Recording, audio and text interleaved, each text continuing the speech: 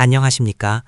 오늘 우리는 현대 사회를 살아가는 성도들이 반드시 직면하게 되는 본질적인 싸움에 대해 논의해보고자 합니다. 화면의 왼쪽을 보시면 고층 빌딩과 분주한 차량이 뒤섞인 도시의 모습이 보입니다. 이는 우리가 매일같이 마주하는 성과 중심의 업무 환경, 복잡한 이해관계, 그리고 예측 불가능한 경제적 변동을 상징합니다. 많은 이들이 이 외부적인 환경을 통제하는 것이 성공의 열쇠라고 믿으며 모든 에너지를 바깥으로 쏟아붓습니다. 하지만 화면 오른쪽의 견고한 성벽과 그 위를 덮은 폭풍우가 시사하는 바는 명확합니다. 진정한 전쟁터는 우리 눈에 보이는 외부 세계가 아니라 바로 우리의 내면이라는 사실입니다. 인생의 승패는 외부 환경이 얼마나 우호적인가에 따라 결정되지 않습니다. 오히려 거센 비바람이 몰아치는 상황에서도 내면의 중심을 지키고 스스로를 보호할 수 있는 마음의 요새를 얼마나 단단히 구축했느냐에 달려 있습니다. 성경의 지혜가 말해주듯 우리가 매일 경험하는 직장과 관계, 재정적인 갈등은 빙산의 일각일 뿐입니다. 진짜 전장은 우리 마음 안에서 벌어지고 있습니다. 오늘 이 시간을 통해 신자가 외부의 압박에 흔들리지 않고 내면의 주도권을 지키며 승리하는 법에 대해 함께 통찰을 나누어 보겠습니다. 우리는 흔히 삶의 질과 내면의 평안이 외부의 조건들에 의해 결정된다고 믿습니다. 하지만 여기서 제가 강조하고 싶은 핵심은 평안은 결코 환경의 산물이 아니라는 점입니다. 왼쪽 화면에 묘사된 것처럼 많은 이들이 환경이 개선되고 주변 사람이 바뀌며 경제적 여유가 생기면 비로소 평화가 찾아올 것이라는 착각 속에 살아갑니다. 그러나 이러한 외부지향적 사고는 우리를 영원히 채워지지 않는 결핍의 굴레에 가두곤 합니다. 환경을 탓하는 동안 우리의 내면은 더욱 황폐해질 뿐입니다. 우리가 마주해야 할 다소 불편하지만 본질적인 진실은 바로 이것입니다.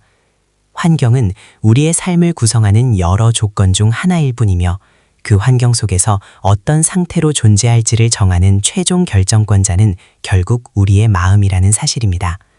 오른쪽 이미지에서 보듯 동일한 척박한 땅 위에 서 있을지라도 시선을 어디에 두느냐, 그리고 내면의 중심을 어떻게 잡느냐에 따라 우리가 경험하는 세계는 완전히 달라집니다. 진정한 평안은 외부 환경을 통제하려는 시도가 아니라 주어진 상황 속에서 내면의 주도권을 회복할 때 비로소 완성되는 것입니다. 결국 인생의 질을 결정하는 것은 외부의 빛이 아니라 그 빛을 받아들이는 우리 마음의 태도에 달려 있습니다. 다음 슬라이드에서는 우리가 가장 우선순위에 두어야 할 방어구역, 즉 생명의 근원에 대해 살펴보겠습니다. 화면에 보이는 견고한 금고의 이미지처럼 우리는 소중한 가치를 지키기 위해 철저한 보안 시스템을 구축하곤 합니다. 잠언 4장 23절은 무릇 지킬 만한 것보다 더욱 내 마음을 지키라고 권고하며 그 이유로 생명의 근원이 바로 이곳에서 비롯되기 때문이라고 명시하고 있습니다. 여기서 지킬 만한 것보다 더욱이라는 표현의 히브리어 원문은 그 어떤 물리적 경비 시스템이나 견고한 성벽, 금고보다도 더 엄중하고 철저하게 관리해야 함을 뜻합니다. 우리는 일상에서 집 문을 잠그고 통장 비밀번호를 수시로 변경하며 외부의 위협으로부터 자산을 보호하는 데 많은 에너지를 쏟습니다. 그러나 정작 모든 삶의 결정과 가치가 흘러나오는 핵심 본부인 마음이라는 영역은 무방비 상태로 방치하고 있지는 않은지 되돌아볼 필요가 있습니다.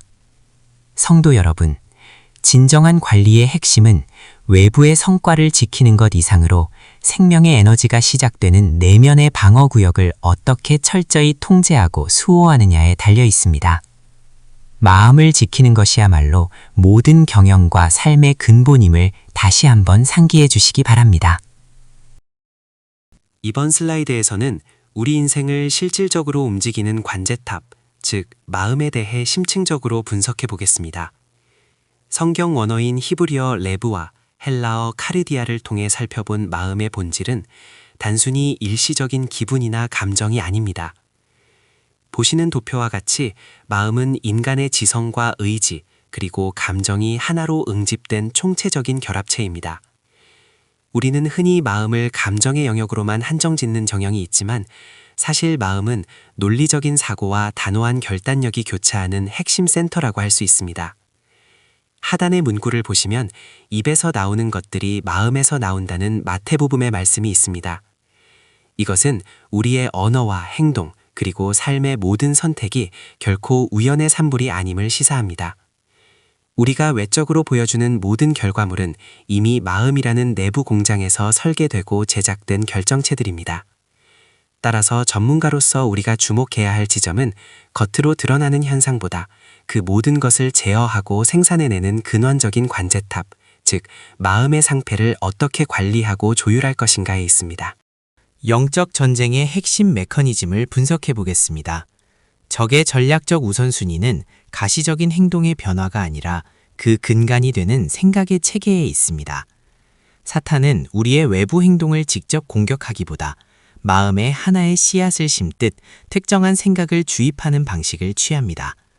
화면에 보이는 견고한 진, 즉 스트롱홀드는 단순한 일탈이나 실수가 아닙니다. 이는 하나님을 대적하여 높아진 고착화된 이론과 인간의 교만, 그리고 왜곡된 신념 체계가 결합된 심리적 요새를 의미합니다. 고린도후서 10장 4절과 5절이 강조하듯 우리가 마주한 진정한 싸움은 이 견고한 사고의 요새를 파쇄하는 것입니다. 무의식 속에 자리 잡은 잘못된 신념이 성벽처럼 단단해지기 전에 우리는 그 생각의 뿌리를 영적 통찰력으로 분별하고 대처해야 합니다. 결국 승패는 외부의 환경이 아니라 우리 내면의 사고 체계를 어떻게 정렬하느냐에 달려 있습니다. 인류 최초의 패배라고 일컬어지는 에덴 동산의 사례는 오늘날 우리에게도 중요한 심리적, 구조적 교훈을 전달합니다. 우리는 이 실패의 과정을 크게 3단계의 메커니즘으로 분석할 수 있습니다. 첫 번째 단계는 왜곡입니다. 이는 객관적 사실을 정면으로 부정하기보다는 교묘하게 비틀어 전달하는 방식에서 시작됩니다. 하나님이 정말 모든 나무의 열매를 먹지 말라고 하셨느냐는 질문처럼 본질적인 팩트에 미세한 균열을 가해 판단의 기준을 흐리는 단계입니다. 두 번째 단계는 의심입니다. 정보의 왜곡이 내면에 자리 잡으면 대상의 성품이나 의도를 의심하게 됩니다. 하나님이 정말 나의 유익을 위하시는 분인지 아니면 내가 잘 되는 것을 시기하시는 것은 아닌지 의구심을 품게 되며 관계의 근간이 흔들리기 시작합니다. 마지막 3번째 단계는 붕괴입니다. 인지적 틀과 감정적 신뢰가 무너진 상태에서 생각의 흔들림은 필연적으로 감정의 변화를 일으키고 결국 죄라는 구체적인 행동으로 이어지게 됩니다. 결론적으로 죄는 결코 우발적인 단발성 행동이 아닙니다. 슬라이드 하단에 명시된 것처럼 죄는 오랜 시간 마음속에 견고하게 쌓아 올린 잘못된 생각의 성벽이 임계점을 넘어 외부로 드러난 결과입니다.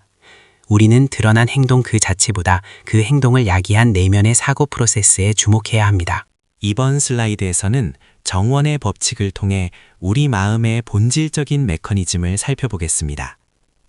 보시는 바와 같이 인간의 마음은 가꾸지 않고 방치했을 때 저절로 아름다워지는 중립지대가 아닙니다. 정원을 돌보지 않으면 심지도 않은 잡초가 무성해지듯 우리의 내면 역시 방치하는 순간 부정적인 생각과 염려, 그리고 탐심이라는 잡초가 자생적으로 자라나게 됩니다. 이것이 바로 방치의 대가입니다. 여기서 우리는 한 가지 엄중한 경고에 주목해야 합니다. 하나님이 다스리지 않는 마음의 공간은 결코 진공 상태로 머물지 않는다는 사실입니다. 그 빈자리는 세상의 가치관이나 미디어 혹은 개인의 비뚤어진 욕망이 즉각적으로 침투하여 주인 노릇을 하게 됩니다. 결국 영적인 경계 근무를 서지 않는 마음은 순식간에 질서를 잃고 황폐한 쓰레기장으로 전락하고 맙니다. 우리 내면의 주권이 현재 누구에게 있는지, 그리고 어떤 가치로 정원을 가꾸고 있는지 끊임없이 점검해야 하는 이유가 바로 여기에 있습니다. 8번째 슬라이드에서는 우리가 취해야 할 근본적인 방어 태세인 나차르에 대해 심도 있게 다뤄보겠습니다. 히브리어 나차르는 보초가 성문을 지키기 위해 고도의 집중력을 유지하며 눈을 부릅뜨고 감시하는 상태를 일컫습니다. 이는 우리 내면 세계에 적용했을 때 매우 중요한 시사점을 줍니다. 우리는 24시간 내내 마음의 문 앞에 서서 그곳을 드나드는 모든 생각의 정체를 명확히 검열해야 합니다. 부주의하게 허용된 사소한 생각이 전체의 방어망을 무너뜨릴 수 있기 때문입니다.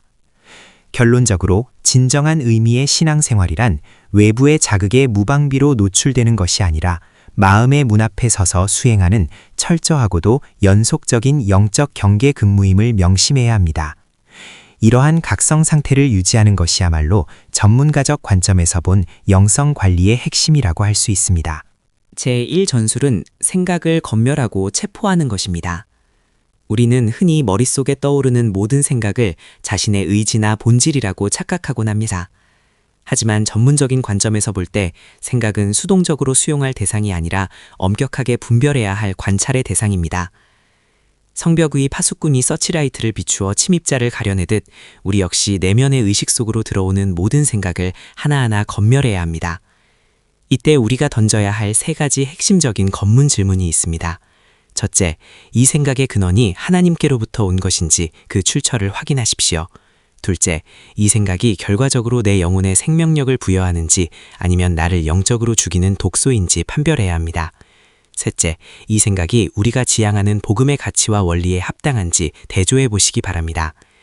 이러한 검열 과정을 거치지 않은 생각은 자칫 우리의 행동과 인격을 지배하는 독재자가 될 수 있습니다. 따라서 우리는 무분별하게 유입되는 모든 생각을 철저히 사로잡아, 즉 체포하여 그리스도의 권위 아래 복종시켜야 합니다. 이것이 바로 영적 전쟁에서 승리하기 위한 첫 번째이자 가장 본질적인 전술입니다. 다음으로 살펴볼 제2전술은 진리로 진공 상태를 채우는 것입니다. 흔히 마음을 비우는 것이 중요하다고들 하지만 비우는 것만으로는 충분하지 않습니다. 부정적인 생각이나 악한 감정을 몰아낸 후 그 자리를 즉시 하나님의 말씀으로 채우지 않는다면 그 빈 공간은 다시금 더 큰 혼란에 잠식될 수밖에 없기 때문입니다. 화면의 예시를 보면 관점의 전환이 얼마나 결정적인 차이를 만드는지 알 수 있습니다. 내 관점에만 머물러 있을 때는 억울함과 왜 나에게 이런 일이 일어났는가 라는 질문에 함몰되어 결국 어둠과 절망의 늪에 빠지게 됩니다. 하지만 로마서 8장 28절의 약속을 근거로 하나님의 관점으로 이동하면 양상은 완전히 달라집니다. 모든 사망이 결국 합력하여 선을 이룰 것이라는 확신은 우리를 소망과 수용의 단계로 이끌어줍니다. 결국 하나님의 말씀은 단순한 위로의 메시지가 아니라 우리의 왜곡된 사고 구조를 근본적으로 재편성하는 정교한 수술칼과 같습니다. 진리로 내면을 가득 채움으로써 우리는 비로소 환경을 압도하는 영적 주도권을 확보할 수 있습니다. 이어서 제3전술인 순종으로 성문을 잠그라에 대해 말씀드리겠습니다. 우리가 흔히 범하는 오류 중 하나는 지적인 이해를 신앙의 완성으로 착각하는 것입니다. 하지만 머리로만 이해한 지식은 위기의 순간에 쉽게 휘발되어 버립니다. 오직 삶의 현장에서 살아낸 진리만이 흔들리지 않는 뿌리가 되어 우리의 영혼을 지켜낼 수 있습니다. 성문을 견고히 잠그기 위해서는 3가지 단계가 필요합니다. 첫 번째는 이해의 단계입니다. 기록된 말씀을 지적으로 깨닫는 기초적인 과정입니다. 두 번째는 묵상입니다.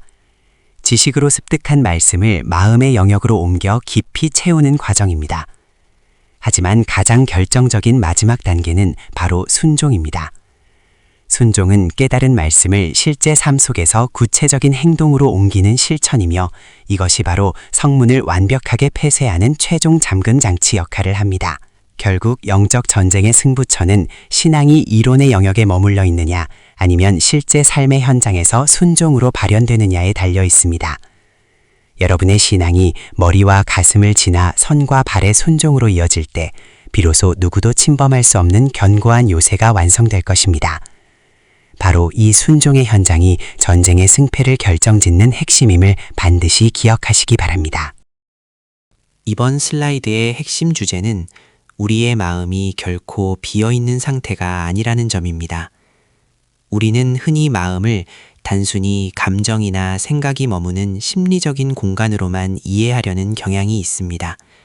하지만 고린도전서 6장 19절은 우리의 몸과 마음이 우리 가운데 계신 성령의 전이라고 명확히 규정하고 있습니다. 화면 중앙의 이미지에서 보시는 것처럼 우리의 내면은 만군의 여호와 하나님께서 친히 거하시는 거룩한 성소, 즉 생추어리입니다. 예수 그리스도를 영접한 바로 그 순간부터 성령님께서는 우리의 존재 깊은 곳에 내주하시며 우리와 인격적으로 함께하고 계십니다. 따라서 우리가 직면하는 영적 전쟁의 승패는 외부의 환경이 아니라 성령이 거하시는 이 성전을 얼마나 거룩하게 지켜내느냐에 달려 있습니다. 우리 마음의 주인이 누구이며 그 공간의 가치가 어떠한지를 올바르게 인식할 때 비로소 견고한 영적 방어선을 구축할 수 있습니다. 내면의 성소를 정결하게 보존하고 거룩함을 유지하는 것이야말로 전문가 여러분이 수행해야 할 영적 사역의 가장 근본적인 토대임을 기억하시기 바랍니다. 지금 왕좌에는 누가 앉아 있습니까? 라는 이 질문은 우리 내면 세계를 다스리는 실질적인 주권자가 누구인지를 묻고 있습니다. 신자로서 우리가 삶의 주도권을 무엇에게 내어주고 있는지 냉철하게 성찰해 볼 필요가 있습니다. 먼저 통제되지 않은 감정이 그 자리를 차지하고 있지는 않습니까? 순간적인 격분이나 감정의 파고가 우리의 이성적인 판단을 흐리게 하고 있지는 않은지 돌아봐야 합니다. 또한 과거의 상처나 누군가에 대한 섭섭함이 여전히 마음의 중심에서 우리를 구속하며 현재의 행보를 제약하고 있지는 않습니까? 혹은 아직 오지 않은 미래에 대한 막연한 불안감이 왕좌에 앉아 우리를 끊임없이 초조하게 만들고 있지는 않은지 확인해야 합니다. 마지막으로 제시된 선택지는 예수 그리스도입니다. 나의 감정과 과거의 아픔, 그리고 불확실한 미래까지도 온전히 맡길 수 있는 진정한 주권자가 그 왕좌에 앉아 계시는가 하는 점이 핵심입니다. 여러분의 마음이라는 성소, 그 중심에 있는 왕좌의 주인공을 다시 한번 점검해 보시기 바랍니다. 진정한 내면의 질서와 평안은 바로 이 통치권의 주체를 바로잡는 것에서부터 시작됩니다. 이번 슬라이드에서는 영적 전쟁에서의 온전한 승리를 위한 기도의 원리와 그 핵심적인 태도에 대해 살펴보겠습니다. 우리가 마주하는 수많은 외부적인 갈등과 문제들 속에서 진정한 승리를 쟁취하기 위해서는 외부 환경의 변화보다 선행되어야 할 내면의 통제가 필수적입니다. 이를 위해 우리는 3가지 단계의 영적 프로세스를 기억해야 합니다. 첫째는 검열입니다. 우리 마음의 성문에 들어오는 모든 생각과 감정들을 영적인 잣대로 엄격히 분류하고 부정적이거나 해로운 요소들을 사전에 차단하는 결단이 필요합니다. 둘째는 채움입니다. 단순히 비우는 것에 그치지 않고 그 빈자리를 진리와 은혜의 메시지로 가득 채워 내면의 기초를 견고히 다져야 합니다. 셋째는 잠금입니다. 채워진 선한 가치들이 유실되지 않도록 마음의 문을 굳건히 지키고 보호하는 영적 보안이 이루어져야 합니다. 결국 승리를 위한 기도의 핵심은 주님께 내 상황을 바꾸어 달라고 간구하기 이전에 내 마음을 먼저 다스려 달라고 요청하는 겸손한 태도에 있습니다. 내 마음의 성문에 성령의 파수꾼을 세워달라는 이 간절한 고백이야말로 외부의 풍랑 속에서도 흔들리지 않는 내면의 평안과 궁극적인 승리를 이끄는 가장 강력한 무기가 될 것입니다. 각자의 사역과 삶의 현장에서 이러한 영적 원리를 어떻게 적용하고 내면화할 수 있을지 깊이 묵상해 보시기 바랍니다.